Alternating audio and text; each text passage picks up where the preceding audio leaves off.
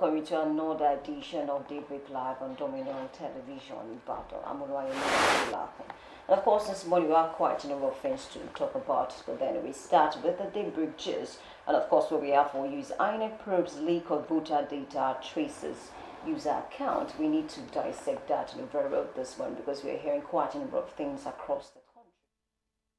From the heart of the action, welcome to the nerve center of Next Level Broadcasting.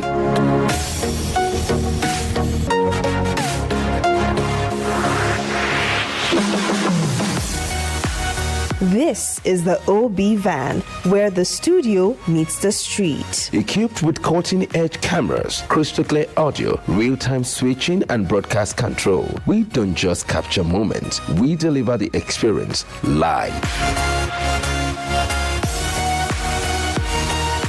Anywhere, anytime, from stadiums to red carpets, breaking news to buzzing festivals, weddings, birthdays, and all sorts of ceremonies. We bring the world to your screen in real time. It's not just a van, it's a complete mobile production house, a command center, a broadcast beast. This is more than a broadcast. This is the OB van difference.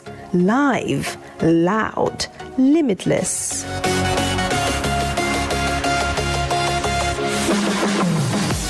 Ready to go live? Like never before. Book the OB van today and take your event to the world.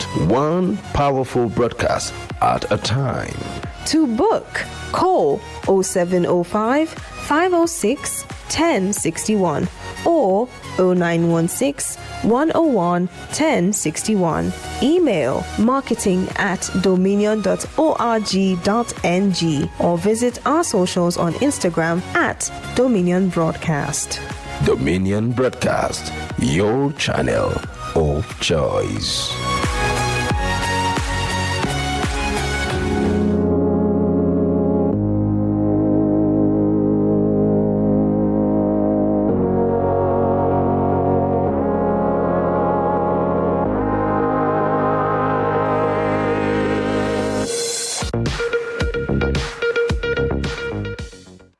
Good morning, Nigeria. I welcome you to another edition of Daybreak Live on Dominion Television Ibadan. I'm Oluwaye Adelakun. We have quite a number of things to discuss this morning, but then we'll start with the Daybreak gist. And of course, what we have for you is INEC probes leak of voter data traces user account, and that's what we are going to discuss extensively on this particular segment. And after then, we move on to Daybreak News. And before the Daybreak News, we'll also take you through the weather report for the day, and then we take the news. And then after the news, we'll cross straight to newspaper headlines and analysis this morning. And I'm Manolo Akpo Ido. So coming up after then, we'll take you through the newspapers where politics, governance, and the economy, and public policy as well continue to dominate the national conversation. We highlight the stories attracting attention and the key issues likely to shape discussions throughout the day today. Definitely. And then after that, we cross to the big story. And what we have this morning is actually related to the Daybreak gist as well. Electoral integrity or institutional overreach. Understanding INEC's role in Nigeria's democracy. We want to understand what the role of INEC is, even as we prepare for the general elections. Don't forget the primaries was concluded a few days back. And of course, we are preparing for the general elections. We have the presidential and of course the governorship elections and all of the elections that will come up in the country. So we want to pinpoint certain roles and responsibilities of the INEC. And right before we draw the curtains on today's edition of Daybreak Live, we'll move on to the Trend Watch to see what's making the rounds across the conversations, the stories, the public reactions, and everything gaining traction this morning today in Nigeria. Definitely. And after them, we saw BYE on the show. Please stay with us this morning. Stay with us. Good morning to you. Good this morning. It's a beautiful day to be alive. Exactly. But, not so exciting for a lot of persons. There were protests across Ibadan, many parts of Ibadan, Ogun State as well, maybe Osun. Some schools planning to also shut their doors behind us because of that. Children that are still out there. And that's what one of the please. For every time we get a chance to speak to the government or people in power, one thing we say is we need the children and their teachers back to where they belong. Right, and even yesterday, I remember around Songo, UI was a bit, it was a bit blocked yesterday because of the protest. Some persons had to turn back to go and pass through Elele because of the protest, and then you could tell from their faces, and then that they were very intentional and very serious about these people coming back home safely to their parents. Basically. Very important. But let's move on to the conversation for Daybreak Gist this morning, and it's about INEC this time around. Right. INEC probes leak of voter data traces user account. There's something about that story that is making everybody raise brows, that is ruffling feathers, and it's maybe raising dust in a lot of ways. But let's look at what it means, of course, because the Independent National Electoral Commission, INEC, said they have commenced, said it has commenced yesterday an investigation into allegations of unauthorized access to its continuous voter registration database following the publication of information relating to a candidate in the recent political party primary election in the Federal Capital Territory. And that's about, I think, Emeka Ike, of course, and also the person that probably was alleged to have said that was Larry Olayinka, a media aide to the FCT minister. He was saying that, Emeka Ike was formerly in another state before moving to, and was showing maybe that was not supposed to be, but according to the statement given by the INEC, by the National Commissioner and Chairman of the Information and Voter Education Committee, particularly, that's Mohammed Haruna, he said the commission was treating the matter with utmost seriousness. In fact, they said they would get to the end of this issue. They even explained that as part of the ongoing CVR exercise, authorized registration officers were granted controlled access to specific components of the registration system to enable them to carry out voter registration transfer requests and update voter records. And so they said such access is actually strictly limited to official duties and is withdrawn once the exercise concludes. So Haruna also disclosed that preliminary findings from the Commission's audit trail had helped identify the user account through which the information was accessed. So that's the conversation to say, how did you get this in the first place? But I know for one, there's this saying in Yoruba parlance or Yoruba climb, they say that if the wall does not have a leak or what we call a crack, then a lizard will not get through. More like if there's no infiltration, if there's no loophole, if there's no leakage in the system, there's no way that information was going to get out to Larry Olayinka in the first, because it does not work with the INEC. And even if it does, it is a confidential material or information that should not be given out. So it's classified based on what the law says. So if you do that, you have contravened a section of the law, you have flouted the rules of the country, and you have flouted maybe the rules of the Electoral Act as well. And so there has to be a prosecution for this. So people are saying that sometimes it's just so scary when you see some, and a lot of people are attracting this or attaching this to the FCT minister to say he wields so much power that even his media aide and every other person working for him are so confident. And so you can see at the face-off with a colonel, at the face-off with a lot of persons, Yesom Wike has been very vocal. It does not give, it does not really back down when he's talking, and it's very, so I think that at a point he even mentioned something about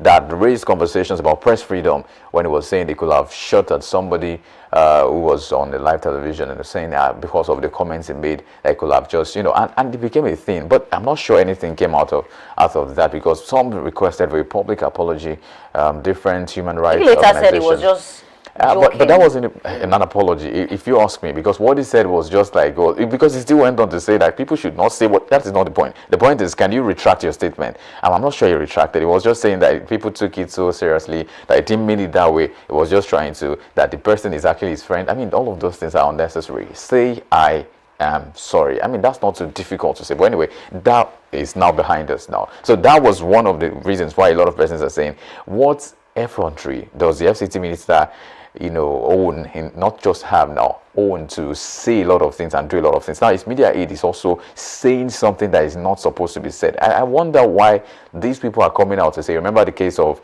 El Rufai recently, the case of Fire, and a lot of people are saying that why are people so free to say some things and then they go scot-free for some of the things they say? Because you can't say, or you can't lay claims to having the voter registration information of a particular person that has been transferred, maybe transferred from one state to the other. I'm not sure that's within the confines of what your office represents. You should not have that as a data. So if you have it, where did you get it? So I'm looking for INEC I'm looking for a way INEC would do this, would do justice to this, and probably take this matter so well, and scrutinize and maybe investigate this issue so well that everybody can know that yes, this was actually done by this person, so we can see the people that are culpable. You gave the information to Larry Olayinka. You should not have done this. Then this is the sentence for you. This is what should happen, because there has to be consequence for this. We don't just want this to be swept under the rug, under the carpet any longer. We want real solutions. We want real justice, really, in that sense. Because what happens to...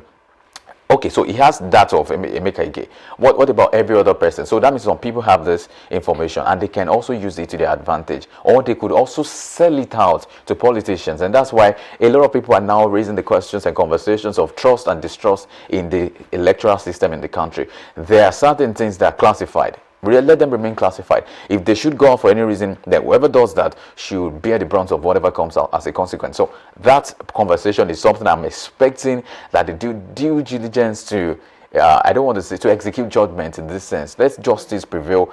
Whoever gave the data should be called to, I don't know, well, should be responsible for whatever the consequences. And the person that also said it, that he has this information as well, should also face whatever tune he is playing and is dancing to. And so that's one of the conversations right there. But I think of notes for me too is that I'm thinking of a way to rebuild trust, because a lot of persons have lost trust in the system, and not just the INEC now, but in the system generally, because it seems like a systemic failure. Because this same thing that's just happened at the INEC level can happen at another parastatal or MDA of government or ministry or even tiers of government, that you will now think that why is this thing recurrent? It happened with INEC, it's happening with another person. So we see a lot of info, and so we are asking the questions that, can we build a system or a structure that will make sure that we don't have these leakages, we don't have these infiltrations, we don't have this kind of thing going out if something is classified?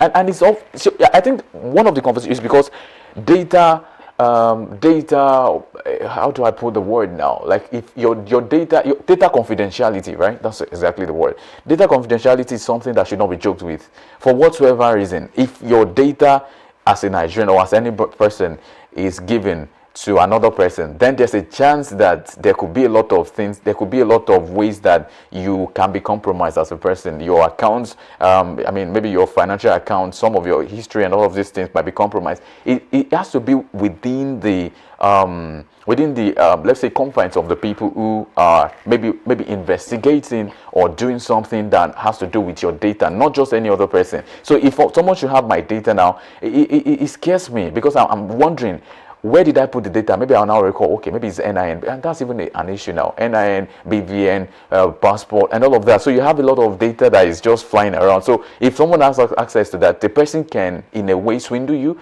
The person can, in a way, maybe tarnish your image and paint you black in society, and a lot of ways that people could be compromised. So what we're saying now is that there should be a no and a very strict and fierce body language of government, of justice to these kind of issues. What Larry Olayinka said, if he was found to have said it, should actually be put to question, and he should answer for the case.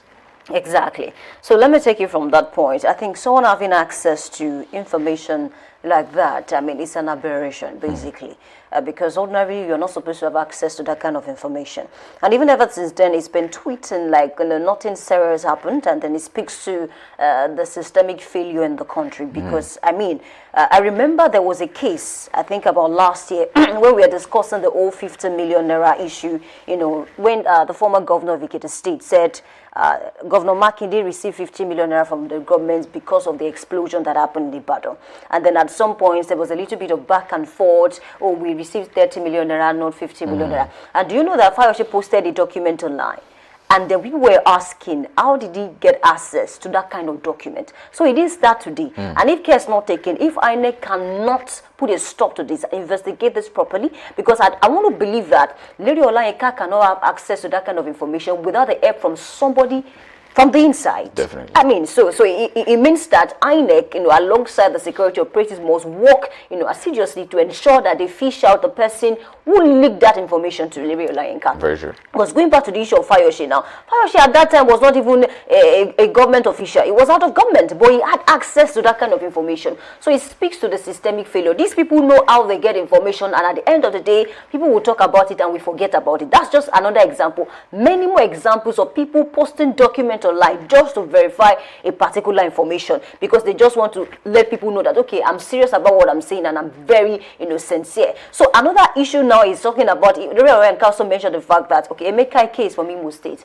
Why does he want to contest, in FCT? Another example is Aisha Yusufu. Aisha is from Edo State, but she was interested in FCT. And at the end of the day, she even stepped down because it was obvious she was going to lose that election and she would become the candidate. So Emeka Ike, I think I watched one of his interviews recently, the one he had yesterday on national TV, and he said yes, he's from Imo State, but the reason why he decided to run, as an aspirant under FCT is because people were calling, they were calling him to come and run. They wanted him to experience, to become a leader and things like that. And people can do it. Even go to universities.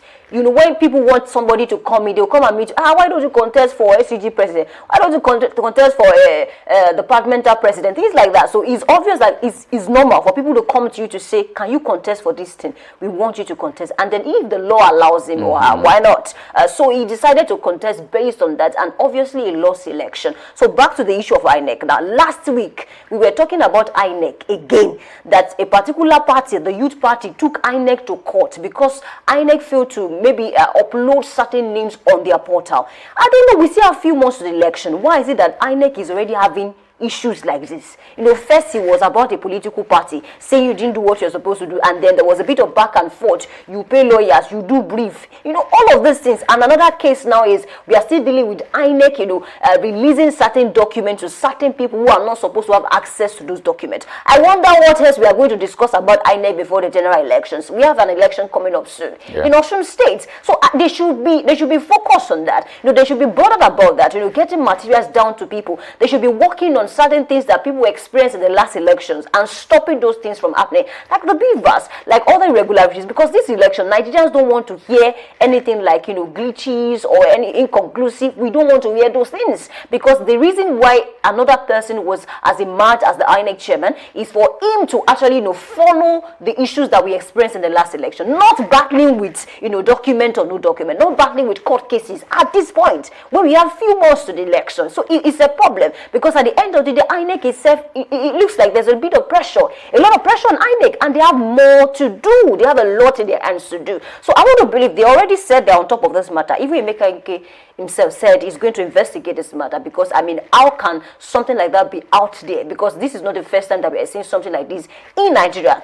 And if care is not taken, other people might also do the same. As a matter of fact, do you know that anytime we're having elections in Nigeria, I remember the 2023 elections, INEC came out to say that anybody that is found uploading fake results, we have to face the law. So if care is not taken, things like this might even come up during the election period, because people will feel like, if Larry Olayinka can do it and nothing happened, why can't I do it? Because that's what I remember. There was a case when Showore, had a case in court, and when he called the president, some unprintable names, he made reference to the likes of Reno Omokri, who also called the president drug baron.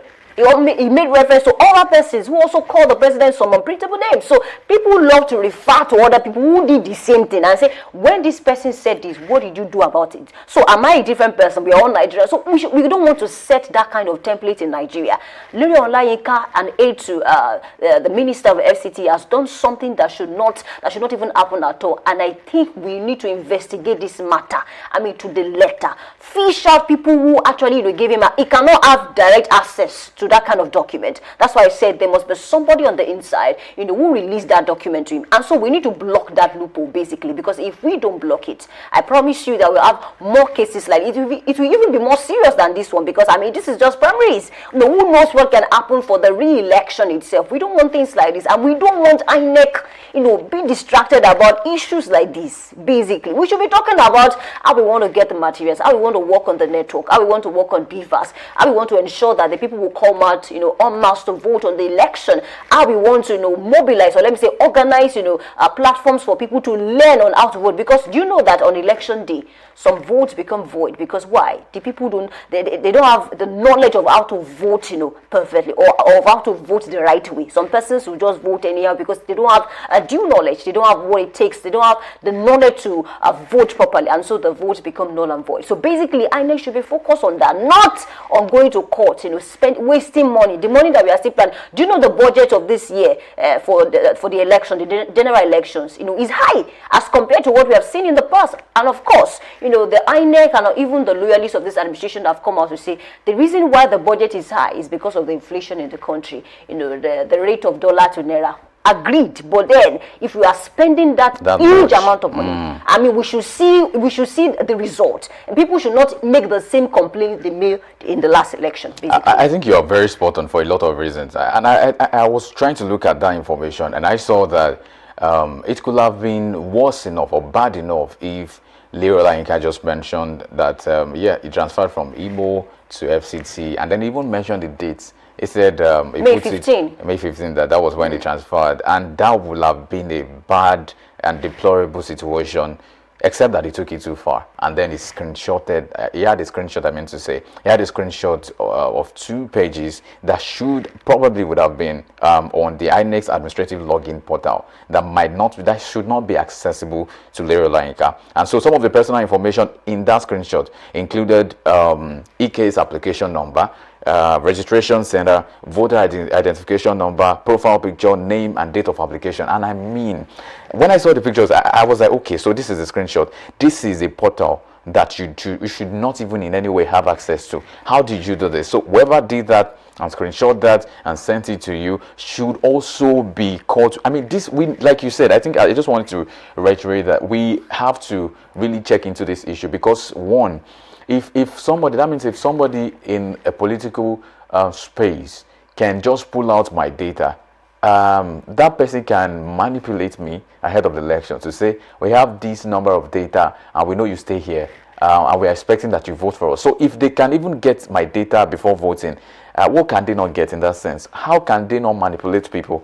How can they not canvass people in a very bad way, maybe in some sort of cunning way to entice people to vote for them, and a lot of things. So I'm not seeing anything clear in this thing, except that he has to be taken to court. I'm not seeing any other way that they can address this, except that whoever was complicit to that leaked information should also bear the consequence. I don't know how much Leroy Olayinka gave him. I don't know what the relationship they have is. I don't want to care, because basically when you work with some organizations, one of the things they tell you is that confidentiality is serious business. You don't joke with that. And it's just about election now that everybody is already, some persons don't believe Amukiton is the right person, it's the right call. I mean, several groups have called for his resignation. You see, so a lot of people still don't trust in the system. It wasn't even just about Amukiton. It was because this system has shown us repeatedly, time and again, that yes, there's been a lot of cases that are not so clear. There's been a lot of malpractices. There's been a lot of power changing hands, and some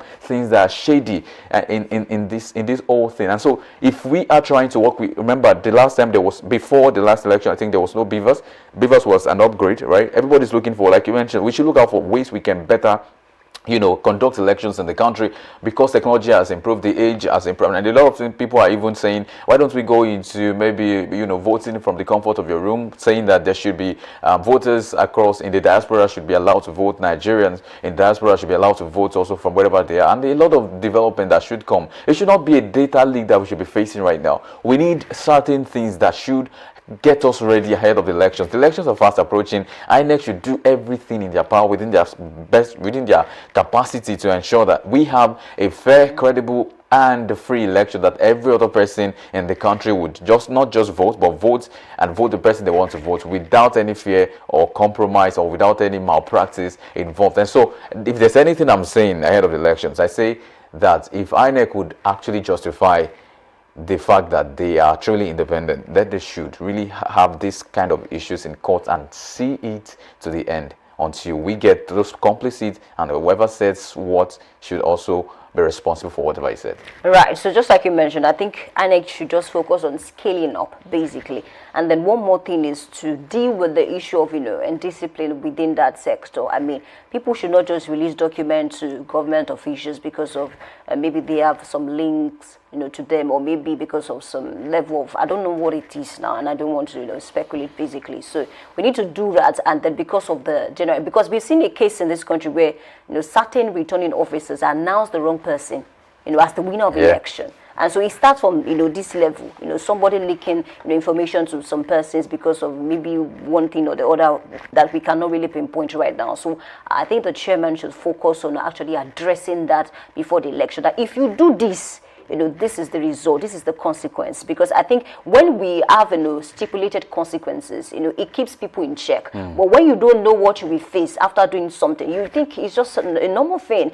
I mean, we'll talk about it and we'll forget about it. But consequences, can help people to live right, basically. That, when you do this, this is what you will face. And I think it's a fine place to leave that discussion.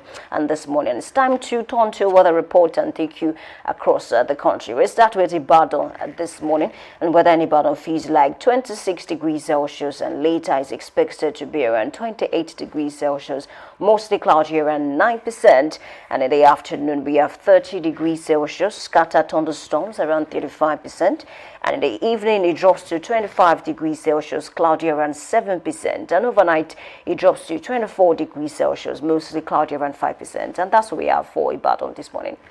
And from Ibadan now to Lagos to see what the weather looks like just a few kilometers away from your state, from Ibadan particularly. Today in Lagos, the weather feels like 32 degrees Celsius across board. In the morning, 28 degrees Celsius is what it starts with. Expected to be at 16% humidity, to become mostly cloudy.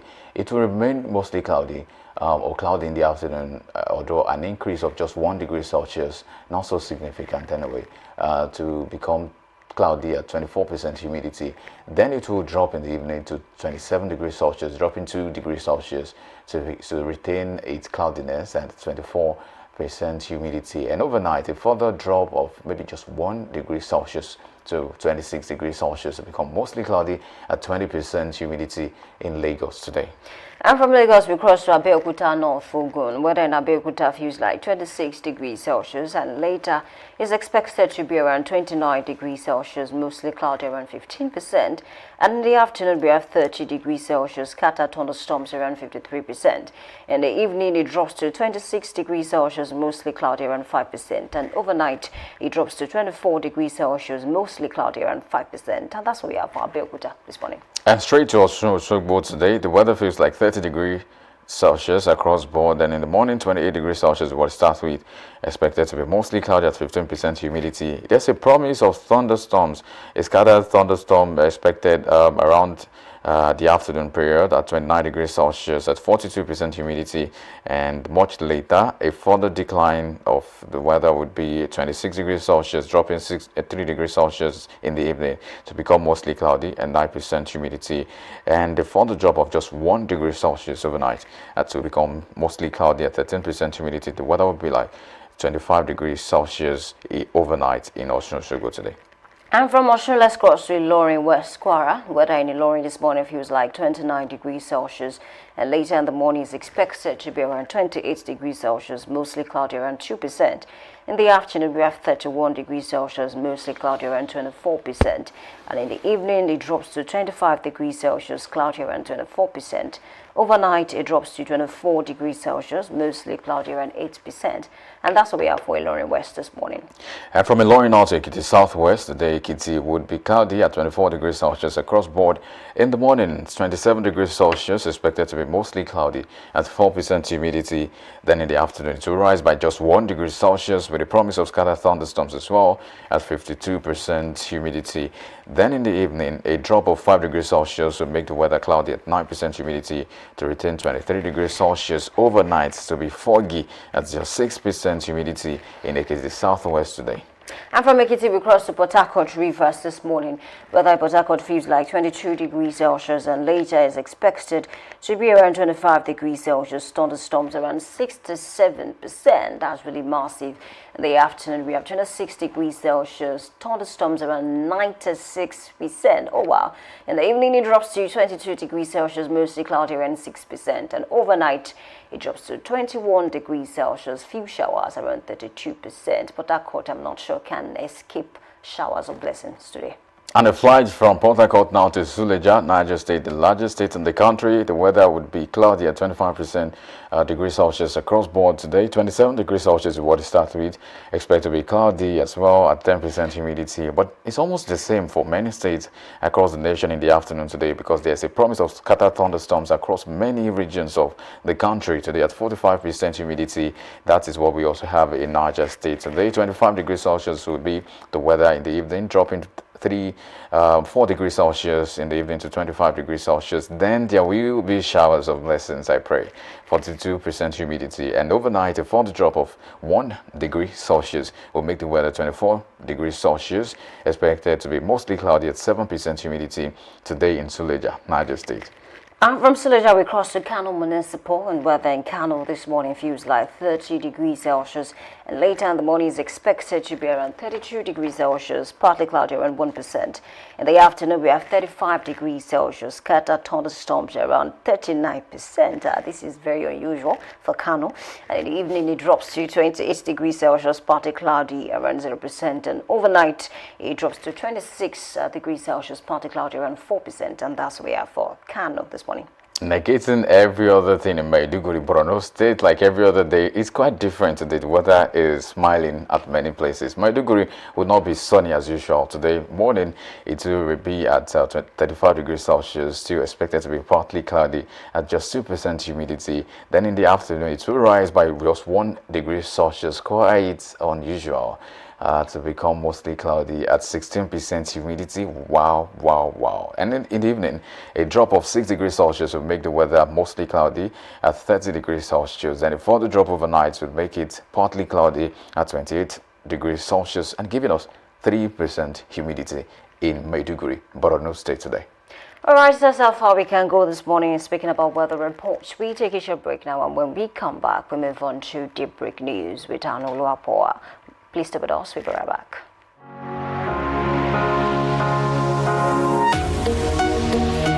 Live from the heart of the action. Welcome to the nerve center of Next Level Broadcasting.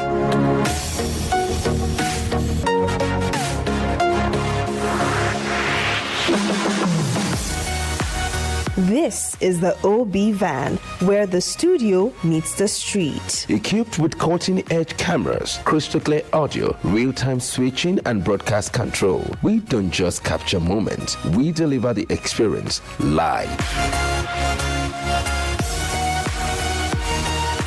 Anywhere, anytime, from stadiums to red carpets, breaking news to buzzing festivals, weddings, birthdays, and all sorts of ceremonies. We bring the world to your screen in real time. It's not just a van, it's a complete mobile production house, a command center, a broadcast beast. This is more than a broadcast. This is the OB van difference. Live, loud, limitless.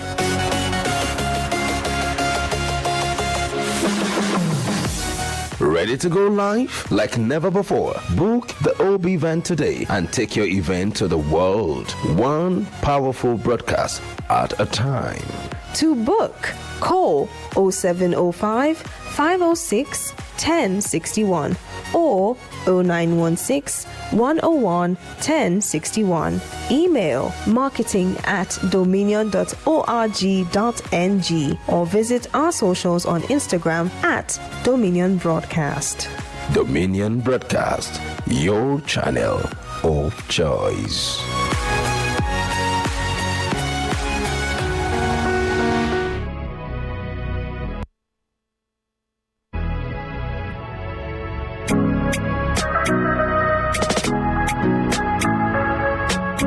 Need a professional space to bring your vision to life? Dominion Television Studios offers state-of-the-art facilities perfect for your next broadcast, commercial, corporate video, or live event.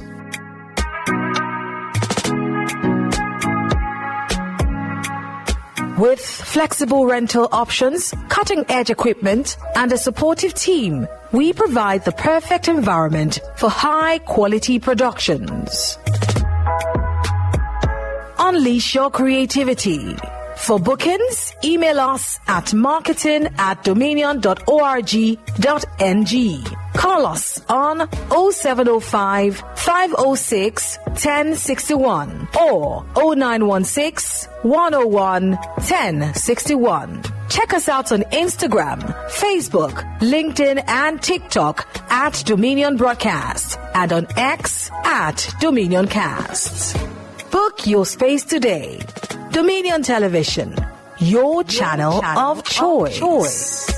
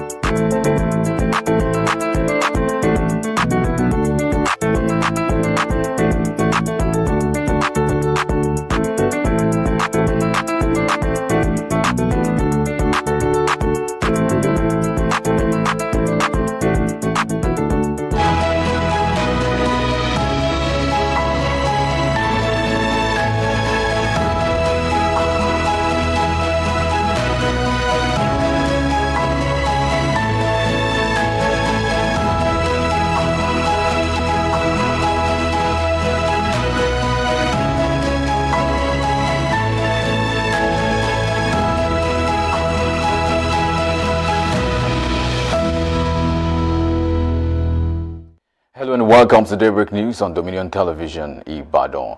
I am Anu Oluwapo Ido.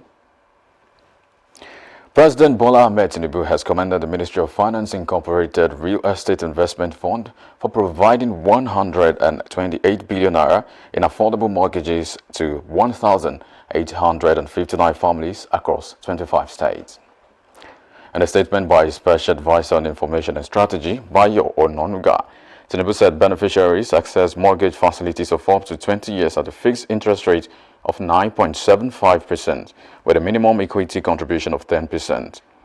The president described the development as evidence that the right policies can expand home ownership opportunities for millions of Nigerians, adding that the Renewed Hope Cities and Estates Program and Family Homes Funds initiatives remain key parts of his administration's housing agenda. The House of Representatives has urged the federal government to fast-track the creation of state policing, local policing structures, and decentralization of courts, alongside the establishment of an integrated national intelligence and surveillance network to address rising insecurity across the country. Adopting a motion of urgent public importance sponsored by Olamijuwolo Alao Akala, lawmakers insisted that there should be no further delay in creating state police, warning that continued postponement poses greater risk to national security. The House also called on security agencies to intensify efforts to secure the release of abducted pupils, teachers, and other victims in Orire local government area of Oyo State. In addition to the recently approved recruitment of 1,000 forest guards, lawmakers recommended the establishment of a permanent military forward operating base in Orire local government area to strengthen security around the area. Meanwhile, Oyo State Governor Engineer Seyi Makinde has said the timing is not right for blame sharing among tiers of government on who should have done what following the incident of the abductions of 47 students and teachers from 3 schools in Orire local government area of Oyo State. Makinde, who spoke in an emotionally laden voice speaking while addressing protesters, said the situation requires national unity, assuring that every available security resource is being deployed to secure the safe return of those held in captivity. The governor, who recounted that his father, a teacher, worked in the school in Hauru Dada, which is just about 15 kilometers away from the scene of the kidnap, explained that he could not have imagined such happening to his father, adding that maybe he wouldn't have been born if it had. Meanwhile, youth, civil society groups, and concerned Nigerians protested at the Oyo State Secretariat demanding the immediate release of abducted pupils, students and teachers from Orire local government area. Taiwo Olanrewaju completes the report. Stormed the Oyo State Secretariat after marching from Mokola through major roads in Ibadan, demanding urgent action to secure the release of abducted pupils, students, and teachers from Orire local government area, carrying placards and chanting solidarity songs.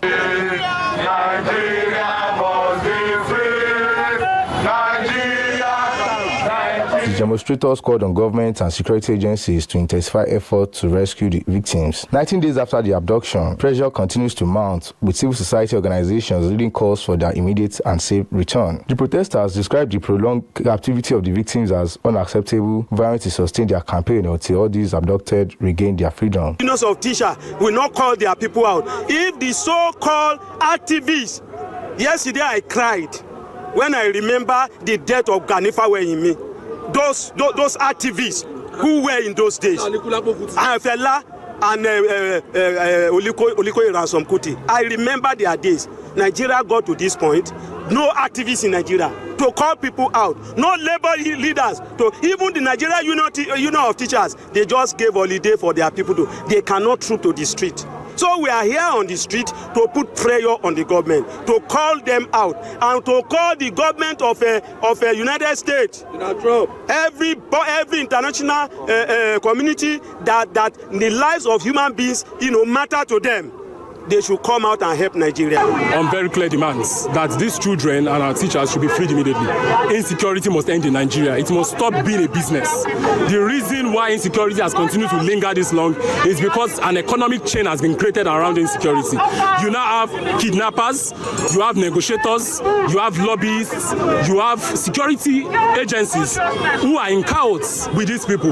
It has become a business, and that is why it is not ending anytime soon. And so we are saying for your states, and for Nigeria in entirety, insecurity must end. These people in government, the Tinubu regime, the Makinde regime, must take it as a point. In the press statements, and then everybody goes to sit down. We want to see those students brought back, hale and hearty. 2 teachers have already been killed. We don't know the state of the others. We don't know the state of those children. So what we're saying is that President Tinubu himself must march down to that place and go on, because he's the chief, he's the grand commander of all the security of all the armed forces. As a matter of fact, his post station right now should be at that forest until those children are free. So it's not enough to say you are deploying the forest guards. Meanwhile, public schools across the Oyo State capital recorded widespread compliance with the directive of the Nigerian Union of Teachers (NUT), as many students who reported to classes. And moving on, the Oyo State Police Command has arrested 3 suspects and recovered a locally fabricated pistol, vandalized cables, and other suspected stolen items in separate operations aimed at tackling crime in the state. In a statement released by the Police Public Relations Officer, DSP Anyolade Olayinka, police operatives from Double Division arrested a scrap shop owner, Suhaib Abdulwahab, after a search of the premises uncovered the stolen welding machine, armored cables, car air conditioning components suspected to be stolen, and a locally made firearm. Further investigations led to the arrest of 2 additional suspects, Kabir Mustafa and Abdullah, both believed to be connected to the offences.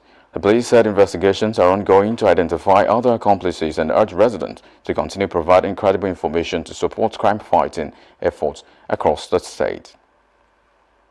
And now to business. The Central Bank of Nigeria, CBN, has unveiled plans to bring about 2.83 trillion naira currently outside the banking system into formal financial channels and expand financial inclusion by onboarding 50 million additional Nigerians by 2028.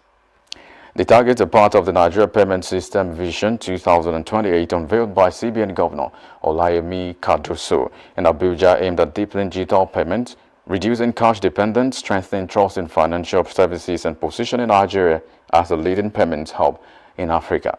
Cardoso said the initiative goes beyond technology and financial transactions, stressing that efficient payment systems can create economic opportunities, reduce poverty, and accelerate economic growth. The move also comes ahead of the 2027 general elections amid concerns over cash-based transactions and votes buying. And finally in sports, Super Falcons striker Asisat Ushuala has arrived at the team's Ikene camp alongside midfielders Shukurat Oladipo, Kafaya at Chitu as preparations prepare and continue for 2 friendly matches against Senegal. Head coach Justin Madugu expects all 23 players in camp ahead of the first friendly scheduled for Friday at the Remo Stars Stadium in Ikenne. The team held its first official training session on Tuesday yesterday as attention shifts to building team cohesion ahead of the double header, with the second match scheduled for Monday at the same venue. And that's about it on Daybreak News. You can visit our website on www.dominion.org.ng to watch us live and interact with us. You can also follow us across our social media platforms on Facebook, Instagram, TikTok, YouTube, and LinkedIn at Dominion Broadcast, and next at Dominion Cast. And that ends Daybreak News on Dominion Television. I am Anu Oluwapo Ito. Thank you for watching.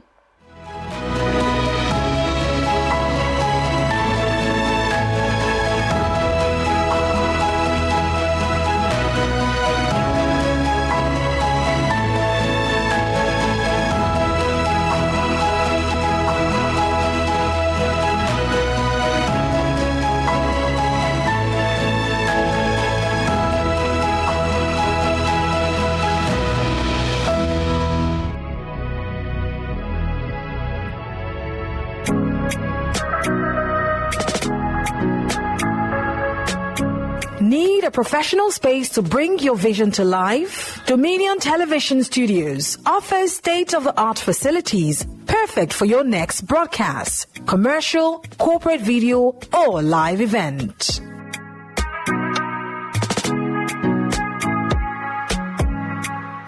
With flexible rental options, cutting-edge equipment, and a supportive team, we provide the perfect environment for high-quality productions. Unleash your creativity. For bookings, email us at marketing@dominion.org.ng. Call us on 0705 506 1061 or 0916 101 1061. Check us out on Instagram, Facebook, LinkedIn, and TikTok at Dominion Broadcast and on X at Dominion Cast. Book your space today. Dominion Television, your channel of choice.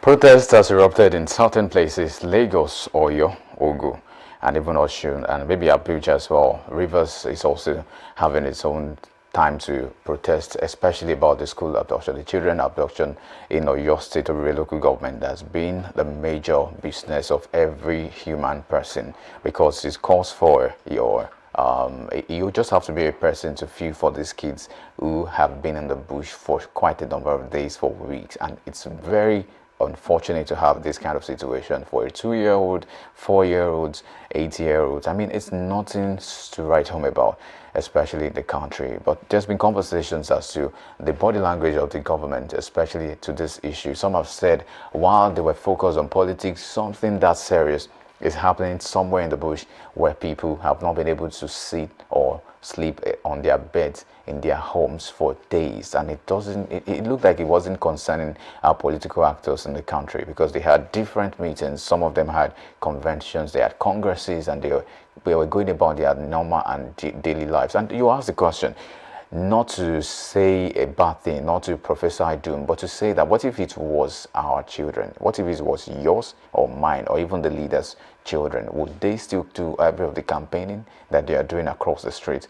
Maybe not, because that's exactly where our hearts should be, because we treasure the lives of humans, and not just humans, children that should be future leaders of this very nation. That's why it's very pathetic that our leaders are giving a body language that is not effective to the situation. Enough of this. Our kids and their teachers must be back in their homes, and that's one thing we are calling out for today and every other day until we get their release. Meanwhile, welcome to this very segment of Newspaper Headlines and Analysis, where we check into the brains and bring you conversations that are making the rounds across the newspapers. And today, I'm starting with Daily Sun newspaper because it has that caption: protest spread in Lagos, Oyo, Ogun, Rivers, and Abuja.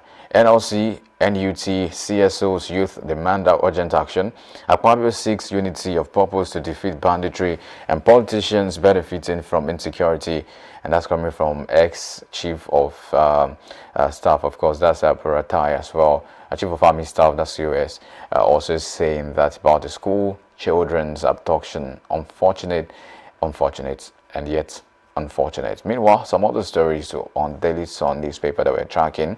Nnamdi Kanu, U.S. Congress direct Secretary of State to engage Nigerian government over Nnamdi Kanu. That's also a conversation you might want to check out today on Daily Sun newspaper. Give NSA, CDS, others 3 months to end terrorism, banditry, or resign. Adeboye tells Tinubu. Khan declares June 14 Black Sunday. Quite unfortunate, yet again. Jimo Ibrahim appointed chair of 5th Committee of General Assembly. That's about the United Nations, and that's a good one for the country right there. I hope it becomes evident and palpable to everybody. INEC has questions to answer over CVR database leak. That's coming from Atiku. DSS involved in independent investigation, says commission.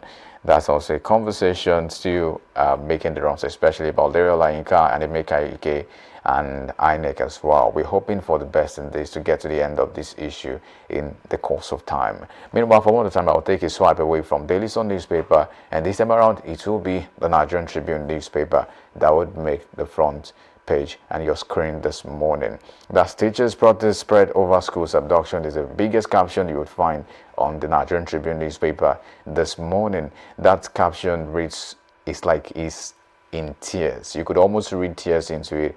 And it's not just about the protest, it's about why the protest exists in the first place.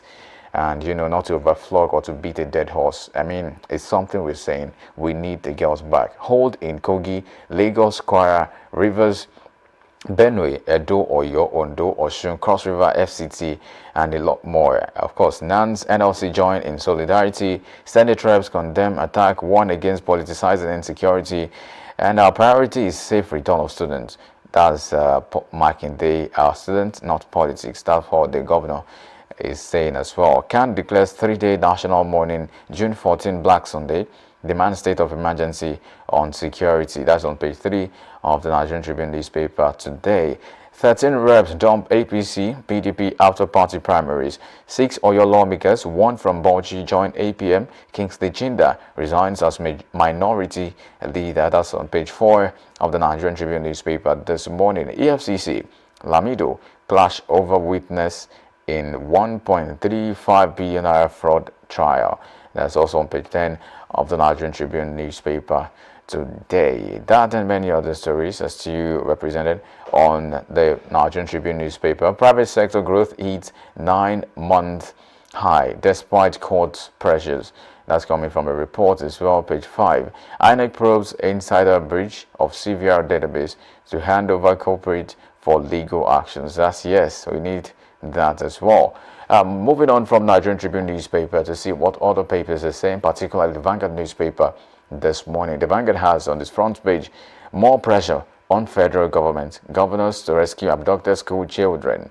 That is as NUT, NLC, and CSOs protest nationwide. That is also about the situation. Reps seek urgent rescue of abducted Oyo Borno school children. And of course, the House of Reps is also pushing for the fast tracking of the state policing policies and every of the measures we are asking for in the country, because I think it's long overdue. We should have this kind of structures in place, because we understand the local police or the state police, as you have them, would be privy to the terrain of the local or the locality they belong to. So, for example, according to report that those people were able to walk into the Old Oyo National Park with those abducted children and their teachers, and if we had a state police, and imagine that structure would put into check borders, maybe across the regions as well.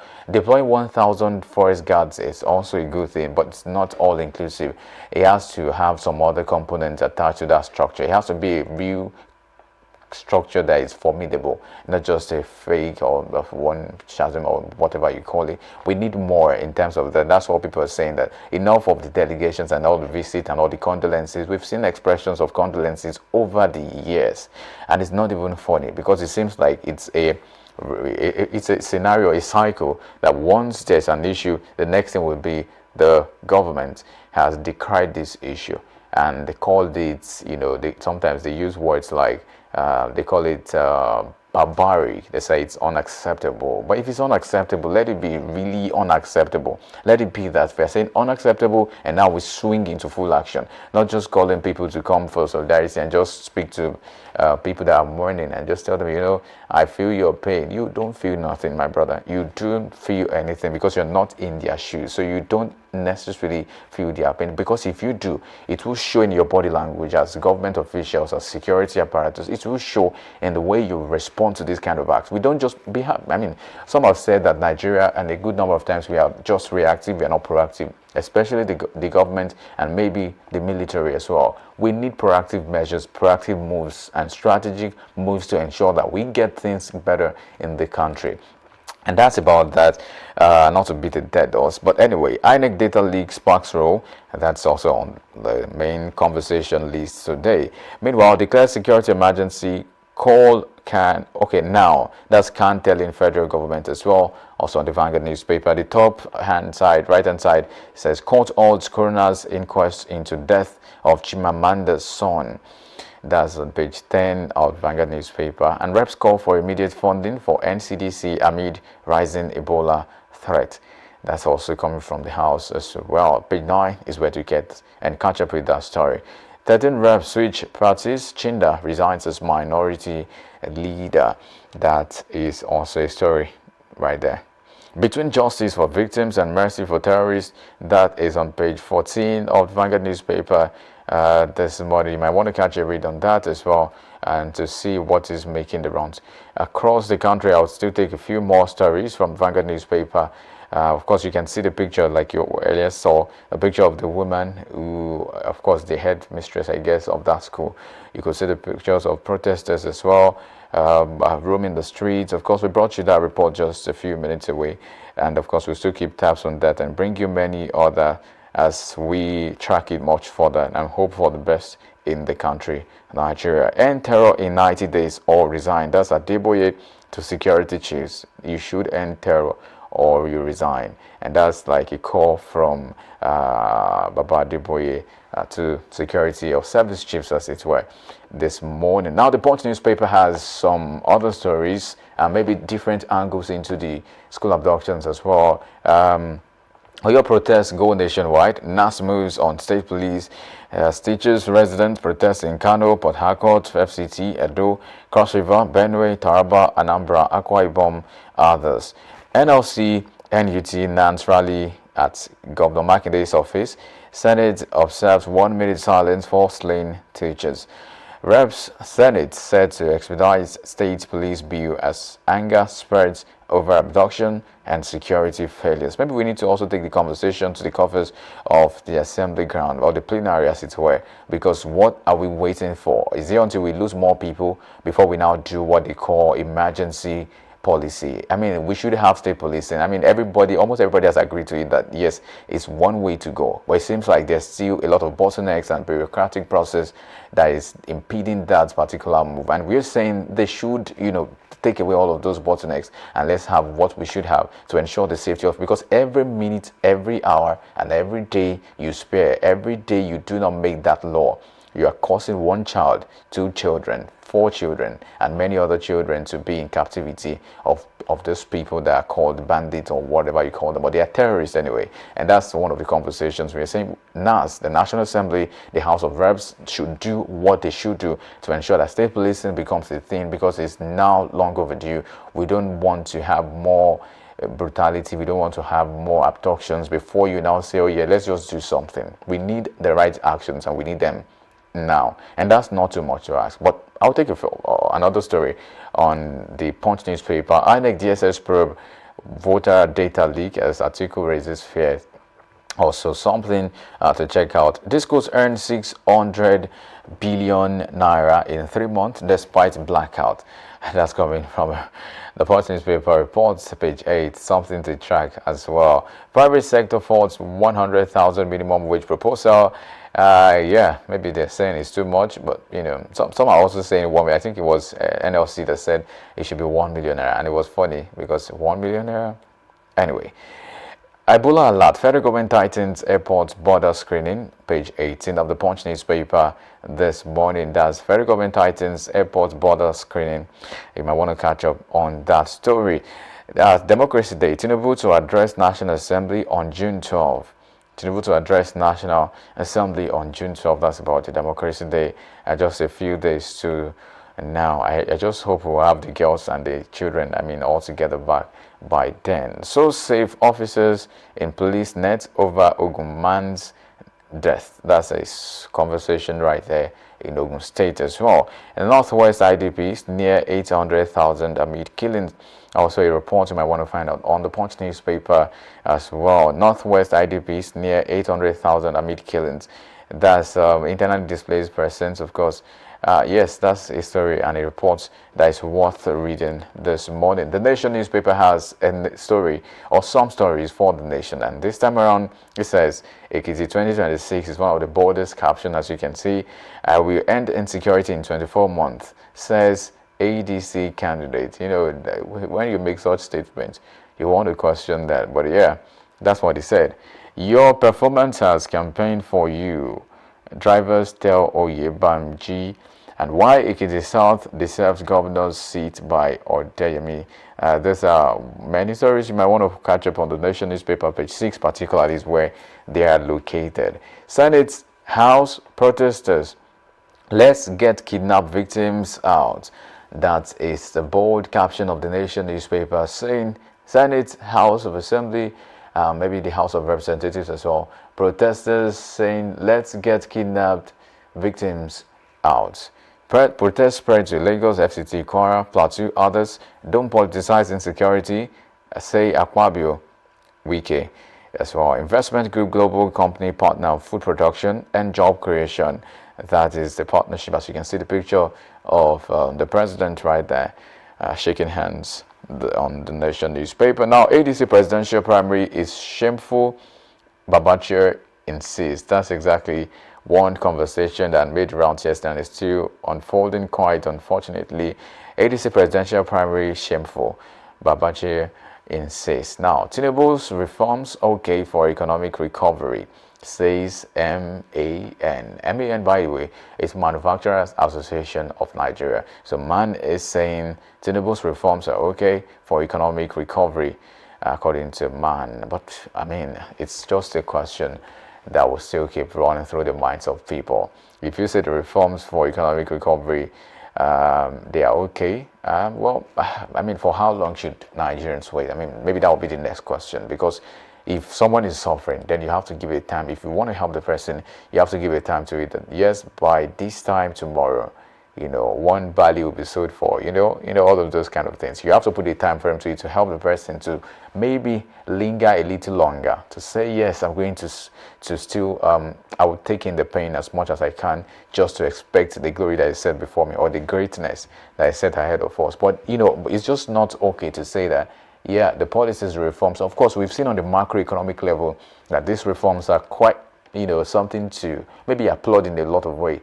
But much more importantly, the microeconomic stability of that particular reform is something that is still being questioned. How does it relate to an average person on the street, in the market, in their homes, in the urban, peri-urban, and maybe the rural areas as well? How do they see these policies, and how does it affect and translate into something meaningful for them?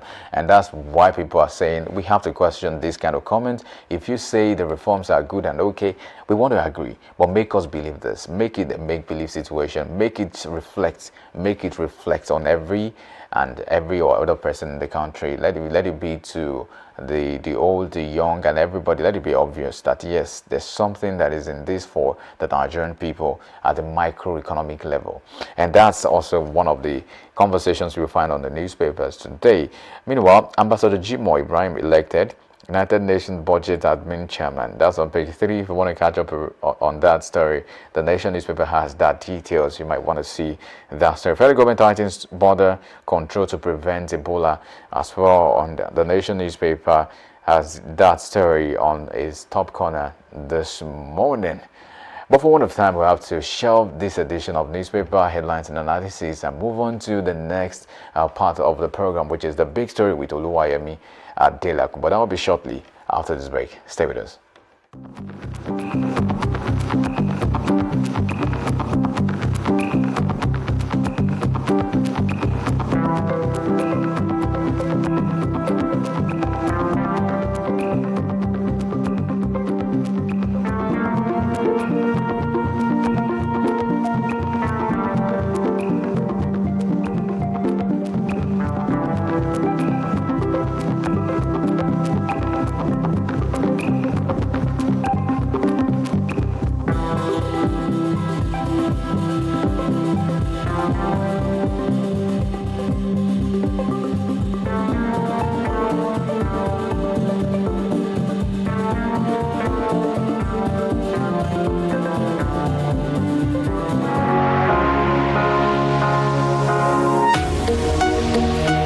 Live from the heart of the action. Welcome to the nerve center of Next Level Broadcasting.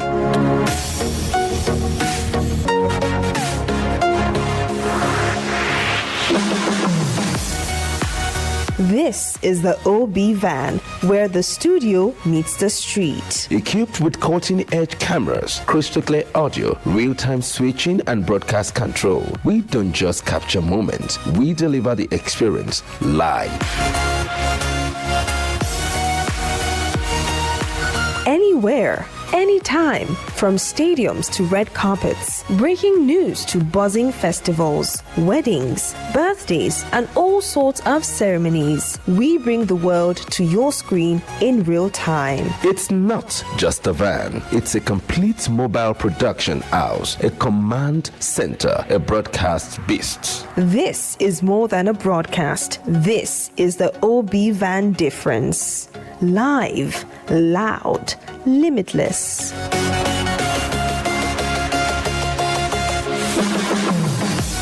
Ready to go live like never before? Book the OB van today and take your event to the world. One powerful broadcast at a time. To book, call 0705 506 1061 or 0916 101 1061. Email marketing@dominion.org.ng or visit our socials on Instagram @Dominion Broadcast. Dominion Broadcast, your channel of choice.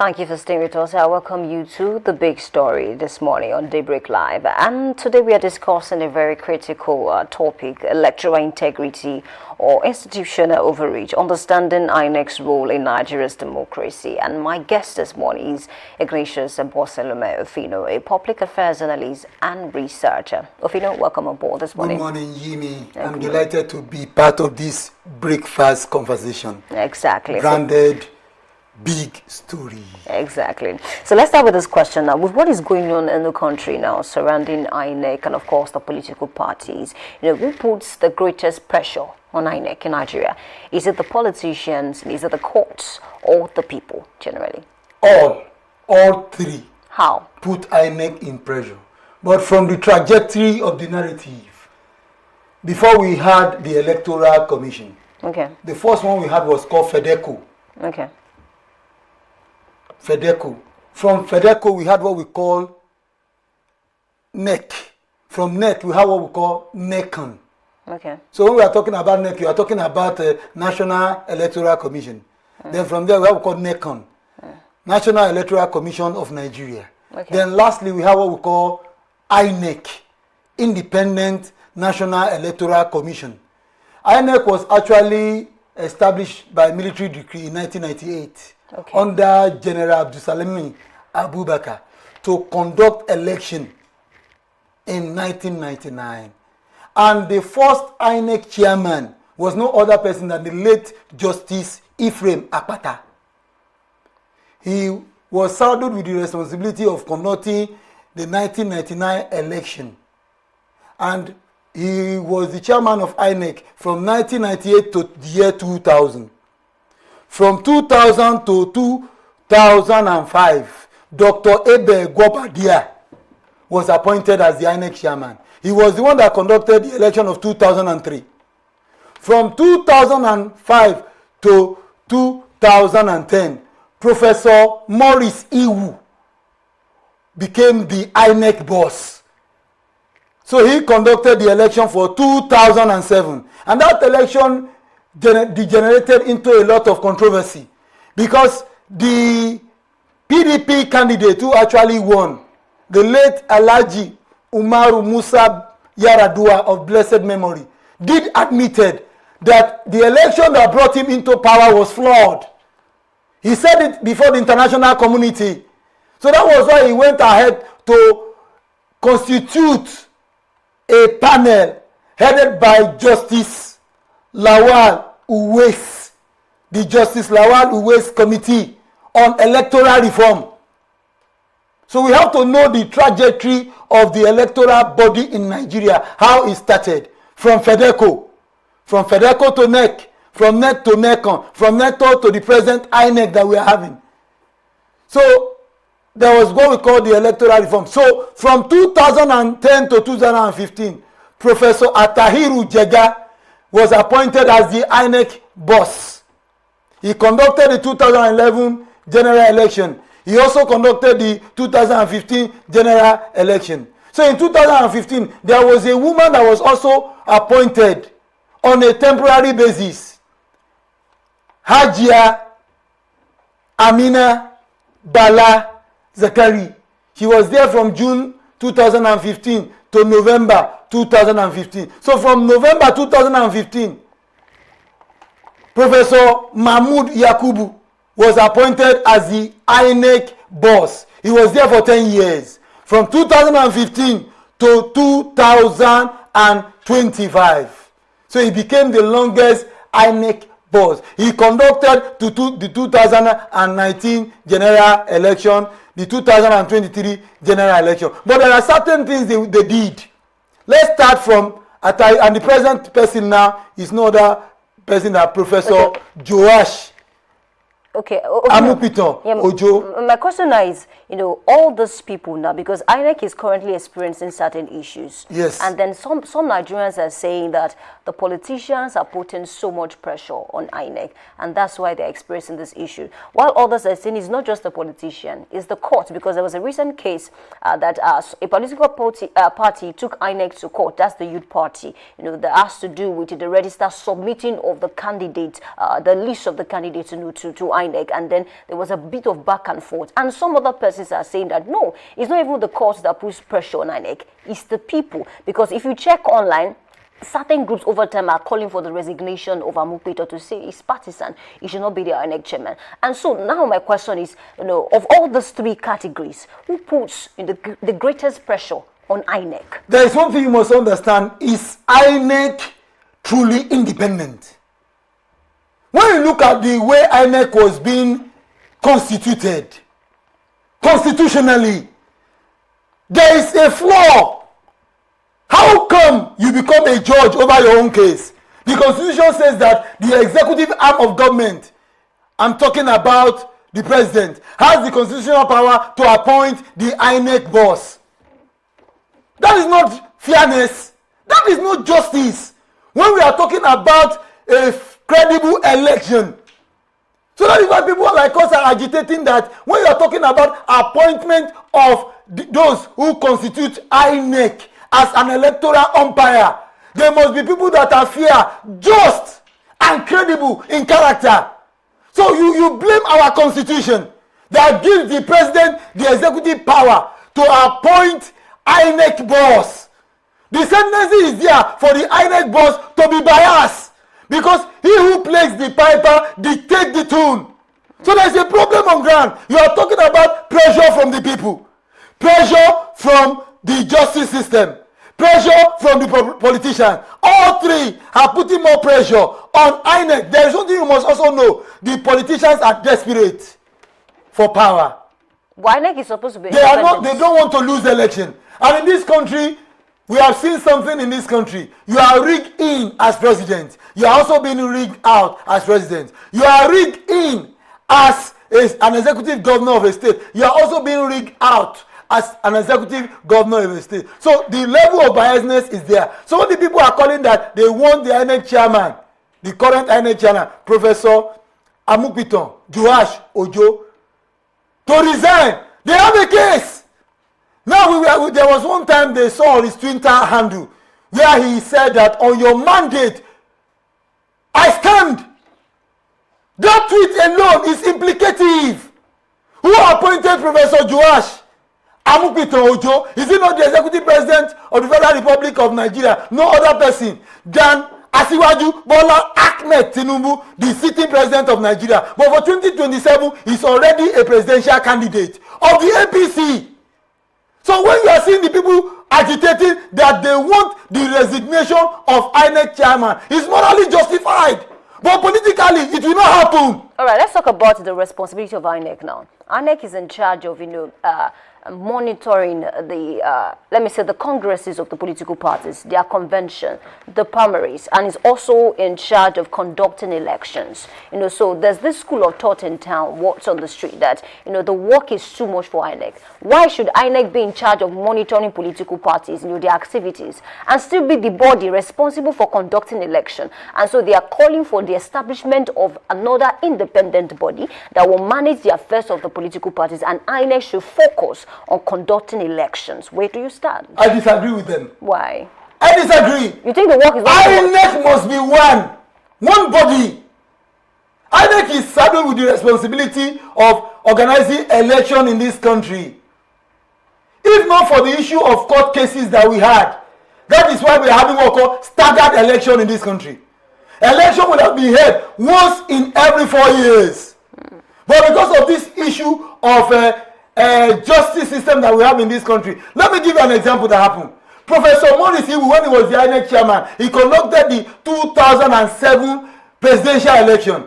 And the person who won that election, the late Alhaji Umaru Musa Yar'Adua, did admit before the international community that the election was flawed, that the election was full of what we call electoral malpractices. Before you know it, the major parties that contested in that election, PDP contested in that election.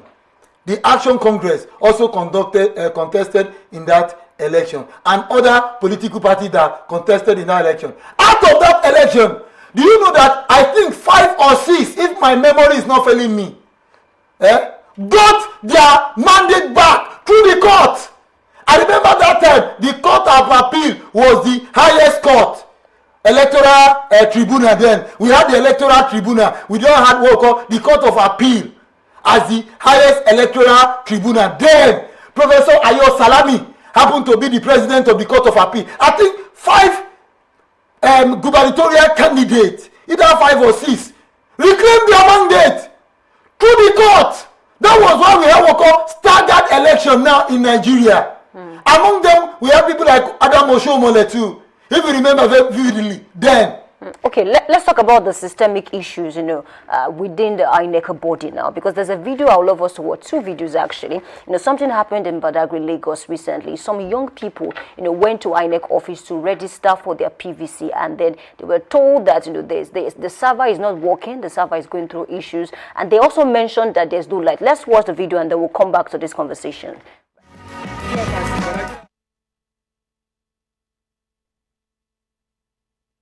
But some getting here, bro. Waiting with they see, no be waiting person go they proud of.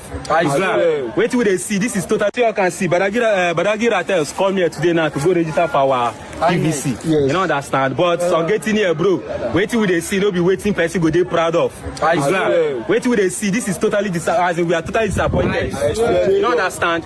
I'll come here now. We don't day here. Most of us don't come here this month. This guy don't day 9 o'clock. People don't day until all of us come. We reach here now. We don't stay. We don't stay how many hours? Yes, more than 3 hours. More than 3 hours. At the end of the night, people say their server is not working. Yes.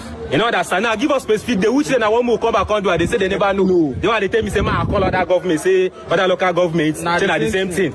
So now like this, we want to get the voters card. I don't know. Now like this, the country want to better. I don't know. You know that's now. Now they talk and go get your voters card. Now we don't decide to go do one voters card now. This is not fair. The funniest part is say, I'm this building big rich. Don't need one laptop. One laptop. They don't even get lights. No light. INEC office, they don't get lights. Good.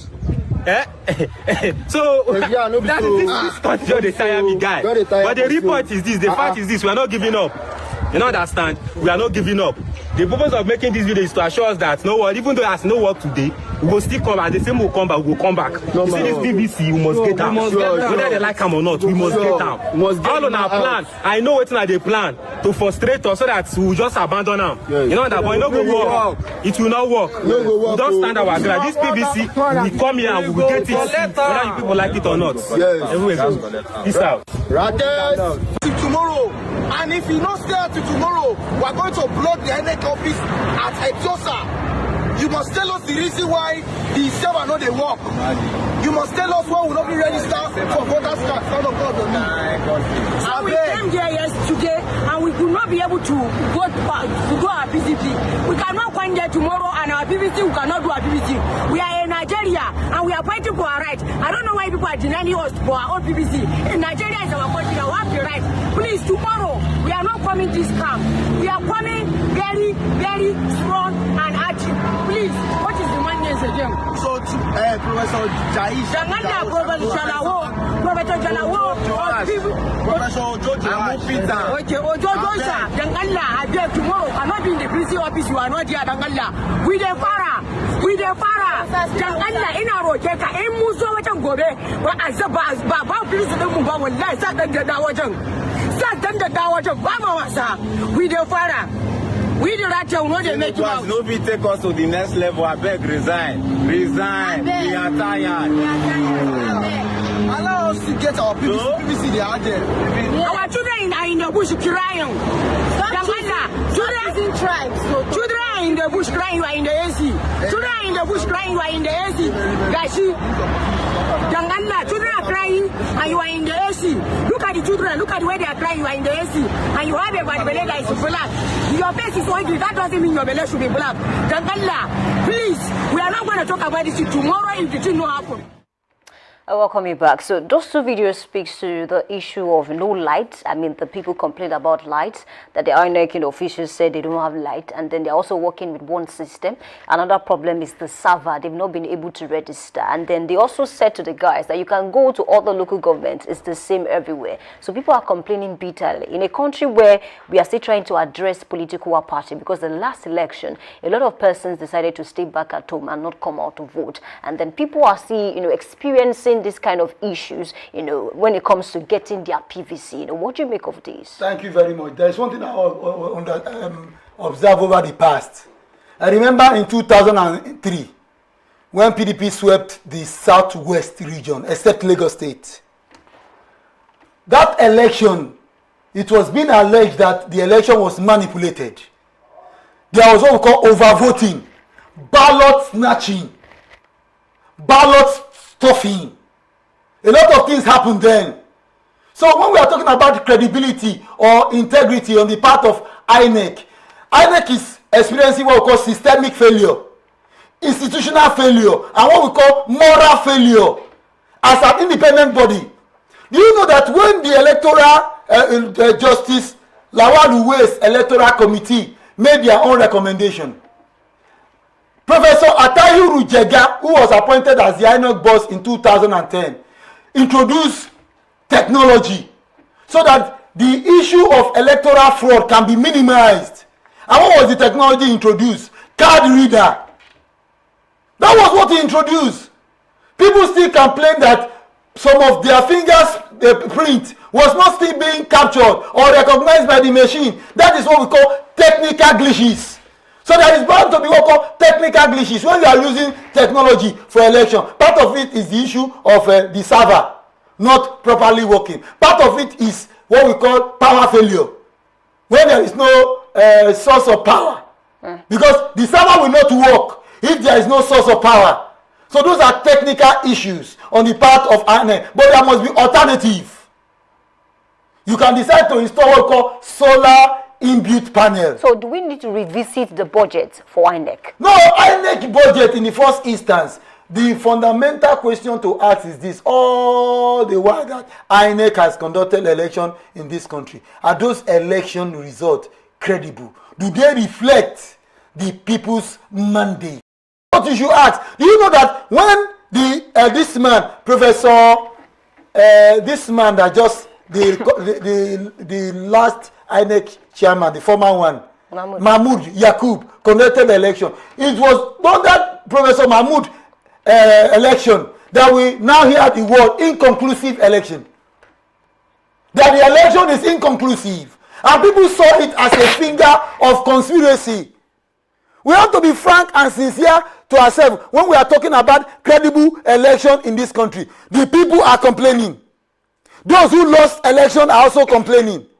Now, why should you now get your mandate through the court? Election results should be declared at the ballot, not at the court. We have to be frank and sincere in this country. But it is when people are not satisfied with the election result that they take it to court. Do you know sometimes when you go to court, there is usually what we call an upturn of the electoral result. We have to be frank and sincere to ourselves. So there is a problem on ground, and who is to blame? You blame INEC more, and you don't even blame INEC. You blame the Constitution. You blame the Constitution for no light as well? No, you blame the Constitution. It is not INEC that will provide the light. So who should provide the light? It is the executive arm of government. But you know that the budget that should provide the light. The budget set aside for INEC for this election is more than what we've ever seen. So what can the issue be? If the money is on ground, so what is the issue? There is one thing you must understand. Do I generate power in this country? It's the responsibility of the federal government to generate power for the good people of Nigeria. Okay. So you blame INEC less. So if budget has been provided for INEC, that budget you should ask, is it for the conduct of election? Because when you are conducting election, there is one thing you must also understand too when you are conducting election. The fund for logistics is there. Allowances for ad hoc staff is also there. Okay. So the fund for INEC is usually limited. So there is a lot of problem on ground that we must understand when we are talking about credible election in this country. Okay, we are going to continue this conversation, but we need to take a short break, and when we come back, we'll continue. Please stay with us.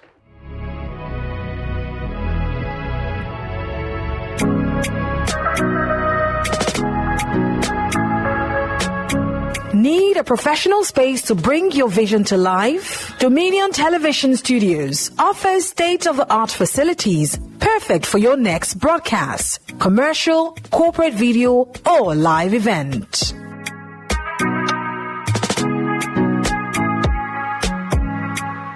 With flexible rental options, cutting-edge equipment, and a supportive team, we provide the perfect environment for high-quality productions. unleash your creativity. For bookings, email us at marketing@dominion.org.ng. Call us on 0705 506 1061 or 0916 101 1061. Check us out on Instagram, Facebook, LinkedIn, and TikTok at Dominion Broadcast and on X at Dominioncast. Book your space today. Dominion Television, your channel of choice.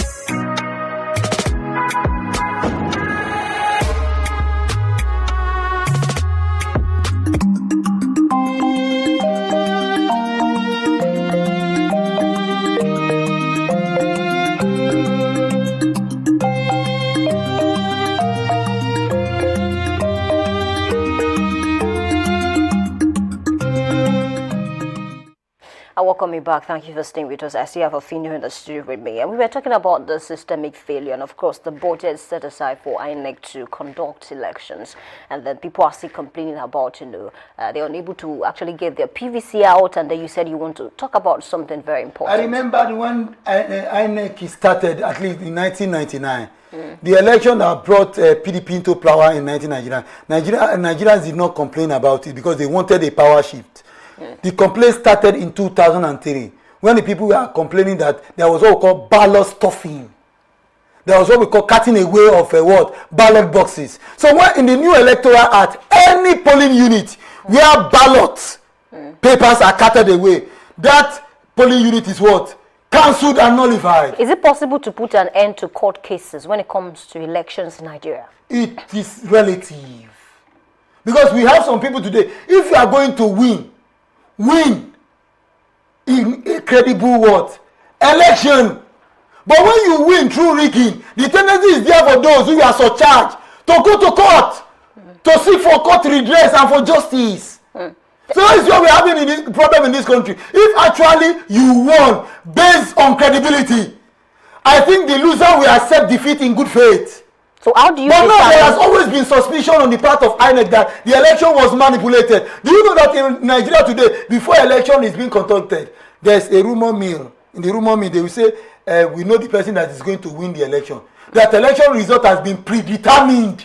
It has been programmed before the election. So INEC has that responsibility to dissuade this insinuation. Because that is what is actually causing voter apathy in this country. When there is a false populism that the election result has been pre-programmed, that it has been predetermined before the election. Okay, Ofino, which one is more worrying? A very strict INEC or a very weak INEC? We want a very strict INEC that will comply to the electoral guidelines based on law. We have to be frank and sincere to ourselves. Do you know that when you're talking about election result in this country, any election result that is being rigged in this country, do you know is treasonable felony? When the people's mandate is being stolen or rigged, that is treason. What about the leaking of data? Let me quickly link it to the issue of Emeka Ike. I'm sure you might have seen that story. His information was leaked online by the aid of Wiki. That's the Minister of FCT, Lirio Lainka. And then we saw the information online. And then INEC even admitted recently that a particular staff leaked that information to Lirio, because ordinarily you can't expect Lirio to have that kind of information if he didn't have help, from the inside. So that's another systemic failure. Yes. And then if we are experiencing something like this when we are not even close to election period, what should people expect during election? Very sad and unfortunate. All INEC staff are assumed to be non-partisan. All INEC staff are assumed to be partisan. But it's just unfortunate. I will not have complained about resident electoral commission of some states being partisan. All INEC staff, they are supposed to be non-partisan. They are not supposed to be what we call partisan politician. But in this country, we have had series of complaints of resident electoral commission who are also partisan, and they have been appointed and their nomination ratified by the Senate. It's not supposed to be. When you call yourself a referee, you must be neutral. Because electoral fraud or rigging It's treasonable felony. Okay, we need to go now. I think you've been able to establish quite a number of things about INEC now. So if you could reform one thing about the current INEC that we have, before the 2027 general elections, what would it be? It's rather sad and unfortunate that Professor Joash Amukutan Ojo for now has an issue on ground. The issue of what? Moral integrity. Because for now, he's being seen as being partisan. Because of that tweet. There is an APC member, though an INEC boss. So for now, I remember he has to work on that beavers very well. There was a complaint in 2023 that they were supposed to upload the electoral results. Okay. The election result was to be uploaded, but temporarily it wasn't uploaded when it came to the issue of presidential election. You have to work on it. The bimodal voters accreditation system, beavers, must work. An election result should be what? Uploaded. It should be uploaded. He should be a man of integrity. His name is at stake. His reputation is at stake as the current INEC boss. Nigeria wants a credible election in 2027. We don't want electoral rigging. We don't want an inconclusive election. And there's one thing you must know. This election is going to be dicey. If care is not taken, we may have a rerun in 2027. Based on what I see. Because the vote is going to split. And what does the law say? The person that wins the election, before you are declared as the winner of that election, you will win 2/3 of the state. And where you lose, you must win 1/3. 1/3 of those states where you lost. You see, it's so complex. We are having 19 states in the north, 17 states in the south. That shows that if you win the whole south, you must seek for 7 states from the north to become 24. The same thing also applies. If you win the whole north, 19, you must seek for 5 states from the south so that you can be declared as the president. All right, good luck to INEC when it comes to conducting the general elections and, of course, the political parties as well. Thank you so much, Ignatius Abasalem-Murfino, for being a part of this discussion. Thank you for having me this morning. And so it's time to see BYE on this segment. We are not saying BYE on the show yet. We'll take a short break, and when we come back, we move on to Trend Watch. My name is Uluwayemi Adelakun. Please stay with us.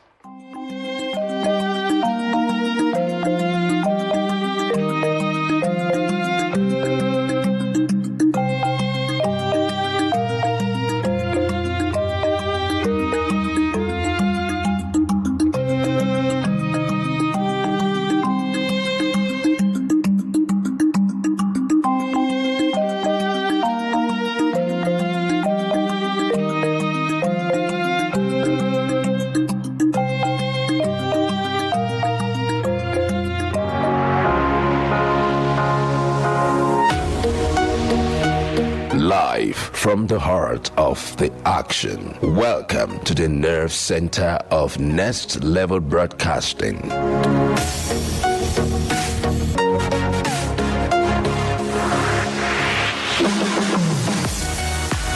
This is the OB van, where the studio meets the street. Equipped with cutting-edge cameras, crystal clear audio, real-time switching, and broadcast control, we don't just capture moments, we deliver the experience live. Anywhere, anytime, from stadiums to red carpets, breaking news to buzzing festivals, weddings, birthdays, and all sorts of ceremonies. We bring the world to your screen in real time. It's not just a van, it's a complete mobile production house, a command center, a broadcast beast. This is more than a broadcast. This is the OB van difference. Live, loud, limitless.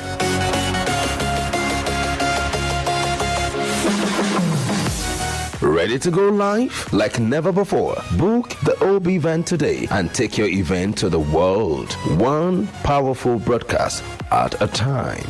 To book, call 0705 506 1061 or 0916 101 1061. Email marketing@dominion.org.ng or visit our socials on Instagram @Dominion Broadcast. Dominion Broadcast, your channel of choice.